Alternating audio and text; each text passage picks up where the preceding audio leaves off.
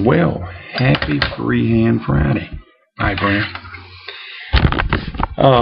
I put this one on video, this pipe on video the other day, and it came back unanimous. I had asked Guy Witherspoon if there was in fact a straight freehand, and he said absolutely there was. So I smoked this one on video last week, and came back unanimous that this was in fact a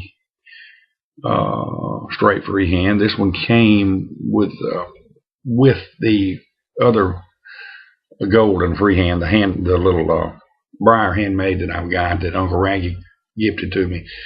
So I'm going to smoke the straight freehand today in honor of Freehand Friday, and was debating on this one in the cob, and I smoked the cob yesterday, and it really kind of sogged out, so I decided to go with this one. Good and dried out.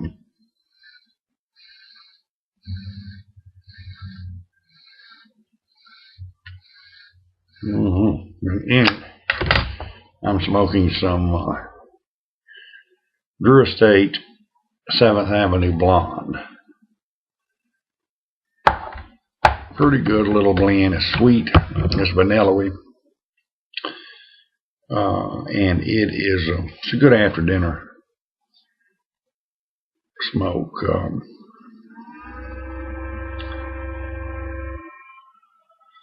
Really doesn't say a whole heck of a lot about it. It's just hyping it a little bit, but it doesn't say. But it is a vanilla-y type blend. So,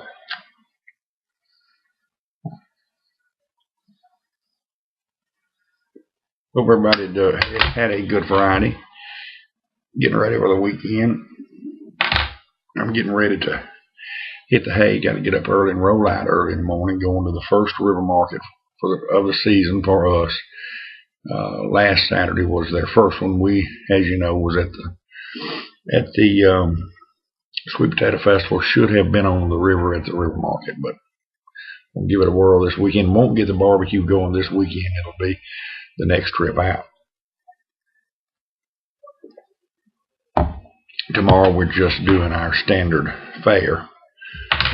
So a couple of weeks ago I mentioned a guy on here that does little mini documentaries.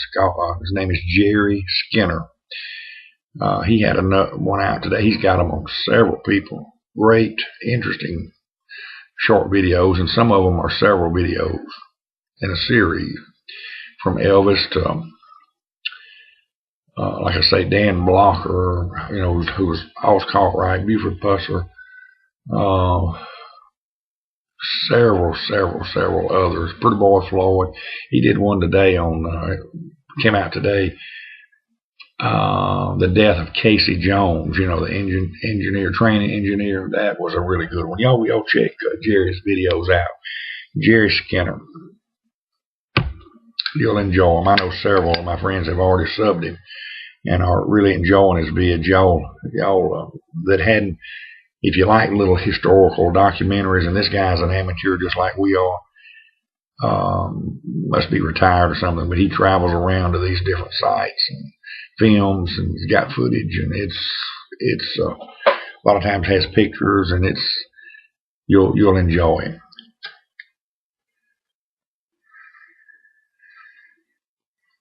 Had a late dinner at a little restaurant, nothing fancy, the Huddle House, and with a friend of mine who is still in the gasoline business. I've got two close, very dear friends that are still in the gasoline business. I spent over 20 years in it. Miss it terribly at times, and I stay in touch with them. This particular friend, they have a little oil jobber, little distributorship. His dad started it in the late 50s. He passed away a couple of years ago. His dad did. And they were Citgo distributors for years and years. And of course, with that's who gave me the Citgo cups as a joke, because I was selling Chevron at the time. I may have been selling Exxon at that particular time, but anyway, it was given to me as a joke, the Citgo mugs that that you see me drink out of. And of course, when the Chavez deal came up, the Venezuelan deal came up, they started changing, converting some of theirs to Exxon. They're now wanting to go back to Citgo, and I can understand. I know through the years I dealt with, oh goodness, I've had many different brands. Started out with Texaco, did them for years, and I've had a couple of Shells. I've had Exxon, a couple of Exxon locations that were branded Exxon.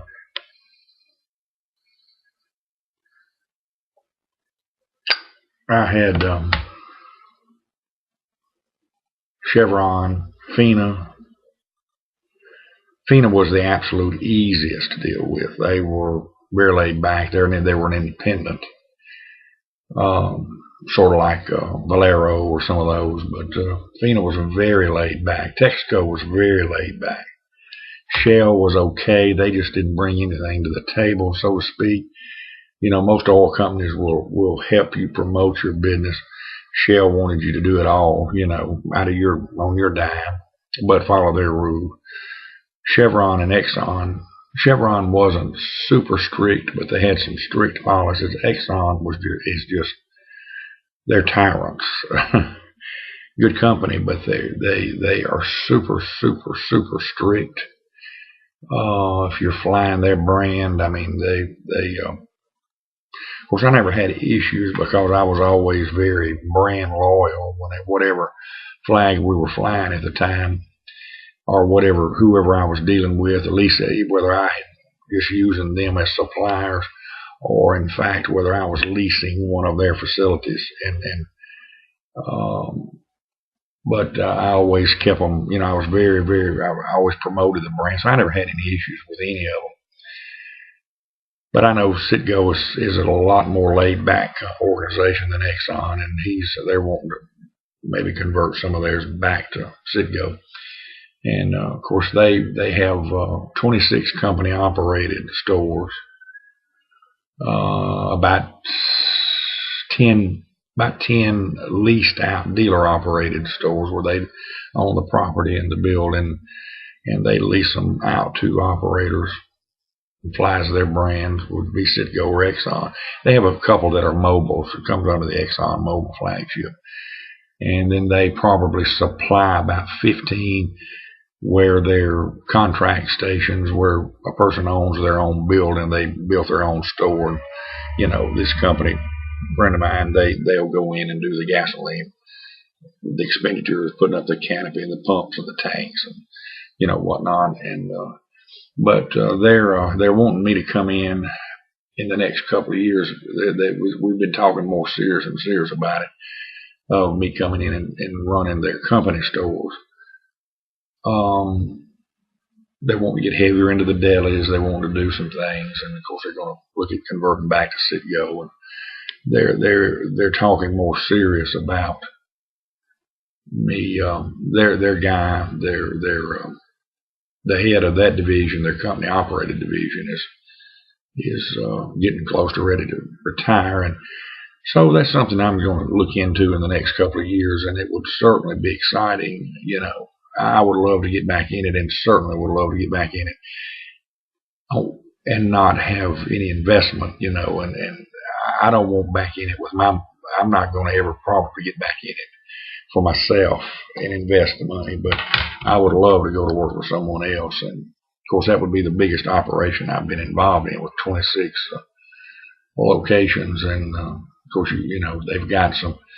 they've got supervisors each. I think each supervisor has about 6 stores, so they've got 4 or 5 little regional supervisors, and then of course they would work directly for me, and then at that point, so it is certainly something I would look into. And of course my wife would just run the restaurant at that time. We'd sell the food trailer if that ever comes about. But I miss the gasoline. I miss it. It was one of this. It can get very exciting, but right now it's hard to make. It's tough on them now. I didn't realize course, gasoline has went skyrocketed. He said up 43 cents in the last 4 weeks. Their cost, and there is no, it's hanging around the 350 mark here a gallon, and he said that's hovering right around cost. It's their cost. The distributors and the dealers just don't make any money on it. Have not in the last several years. It's the oil companies, but I didn't realize they were under allocation. He said it is a struggle juggling. You've got a couple of terminals they pull from. They can pick up a little unleaded over here, and they got to get premium over here. Of course, now what they do is they use a 60-40. Most of your new stations only have 2 tanks underground, and they have a blender, an underground blending system, and they'll have 2 tanks. One will be filled with premium, one is unleaded, and most of them are 10, 12,000 gallon tanks.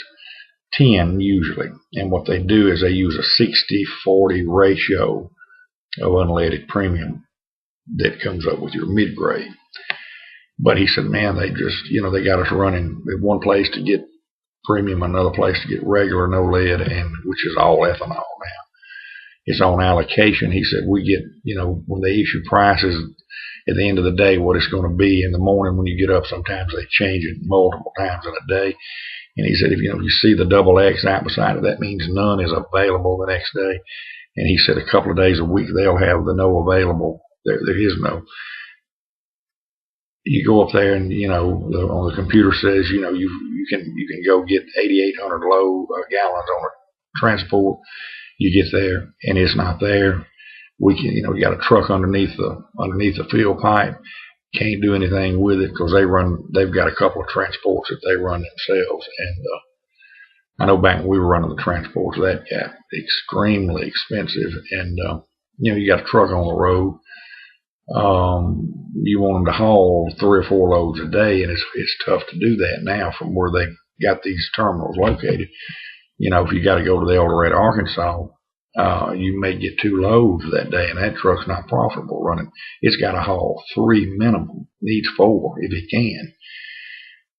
But you get there and they say, well, it's not available, it's not here, or it's not, it's not, you can have 3,000 gallons, and I didn't realize that they're going back through. He said it's almost as bad as the embargo back in the 70s, and I wasn't aware of that. It's just something to create a drive in the price from the oil companies. But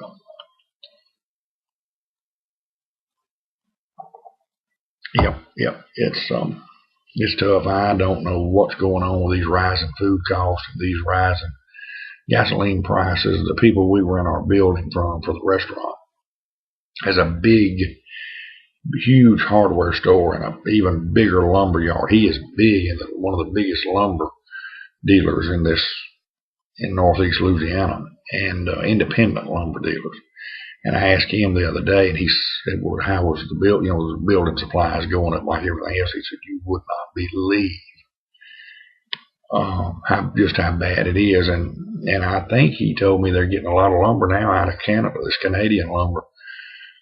They've gotten so many regulations on cutting timber in this country anymore. It's out of sight, I don't know where we're headed, people, but we have got to get a grip on things. Well, I'm going to wrap this up, finish smoking this. This is a good one, and I'm looking forward to trying more of the Drew Estates. I've tried this one in the meat pie. There's a couple of more. Governor's is open Monday. I'm hoping he's got his rat rays in because I want to try the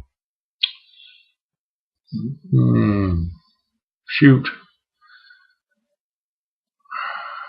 Oh, I can't. I'm drawing a blank, but there's several rat rays I want to try this year, and looking very, very forward to that.